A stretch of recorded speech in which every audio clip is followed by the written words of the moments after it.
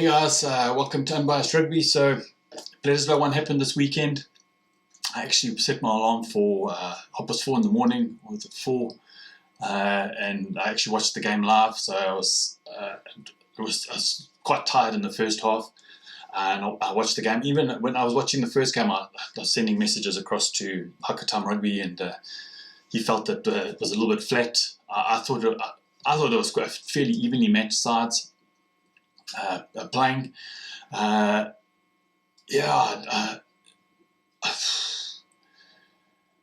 there was quite a lot of controversy happened in that first half. For me, I thought Rieko Ioane's foot was on the line, but that's, you can't really, even though if it was on the line or not on the line, it wasn't picked up on the day, and you can't really use one moment in the game to affect the outcome of the game. Rieko Ioane dropping the ball, I don't think that'll ever happen again, but lots of players have done that in the past.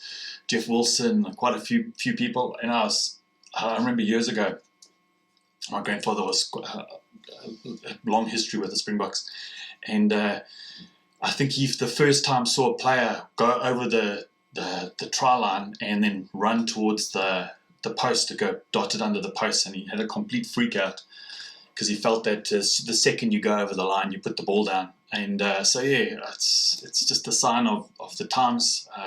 People try to go close to the thing. They try to do a little bit something special over the line. And yeah, I think he got caught out there. I don't think he'll ever do it again. If he does, then that's then on him. But yeah, I'm going to go through some of the players who I thought played really well. One thing I have to say, I think Sam Cane has proven me wrong. I think he is a really, really good captain. And he was a really good 7 on the day. During Super Rugby, I felt there were better open sides, but I just think Sam Cane really played well on the day, and he really deserves his spot. Looking at the Australia side, I'm really liking Tanila Tupou.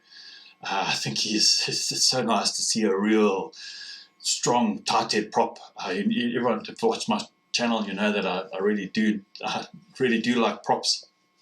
And I think he's going to be a big find for Australia. And he's still young, he's still got 4 or 5 years to grow into being a tight head. And I just imagine when 4 years' time, when he's at Rugby World Cup, I just think he's going to be extremely, one of probably the best tight heads in the world. And I think currently he must be in the top 5 of tight heads. Other players that stood out for me, I like Nick White. Don't like his moustache, but he is a seriously good player. I think he's sniping runs all over the place. You didn't know what he was going to do.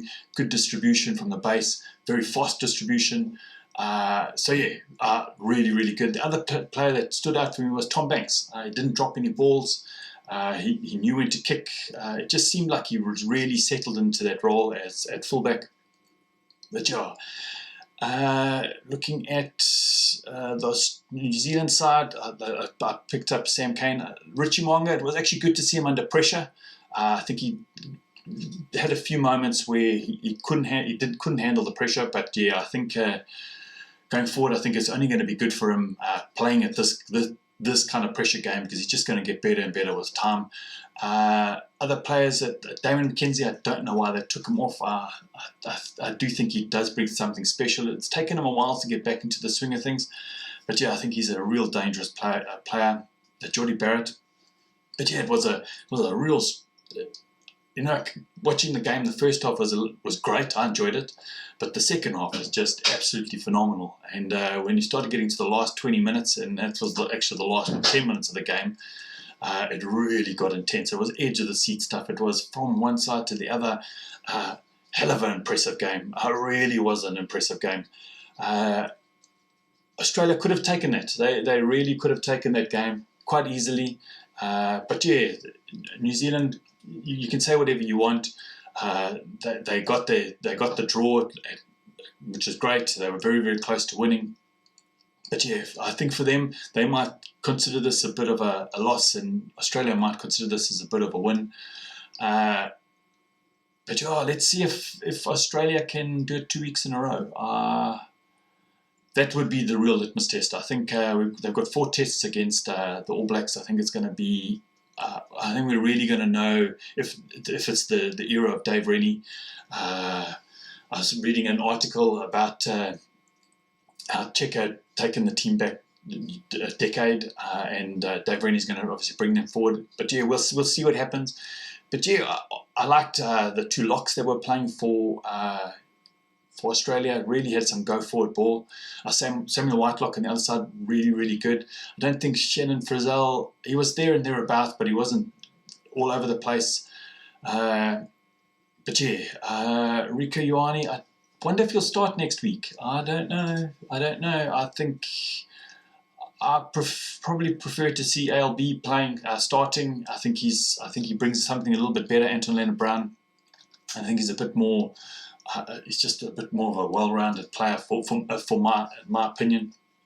But yeah, I think going back to the drawing board, I think New Zealand are going to come out completely firing next week, and we'll see if Australia can handle it. If Australia can put two good performances together in a row in New Zealand playing away, I think Australia are back.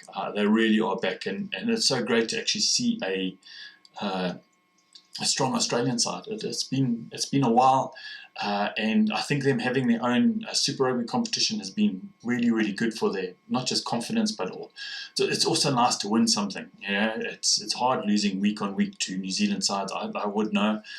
South African sides seem to do it. You quite often lose to the New Zealand sides. But yeah, I was going to say probably the best international this year. Probably is the best international this year, but how many internationals have we actually had? So I don't really have much to compare it to. But yeah, overall, great game, great last 20 minutes. Extremely, extremely great last 20 minutes.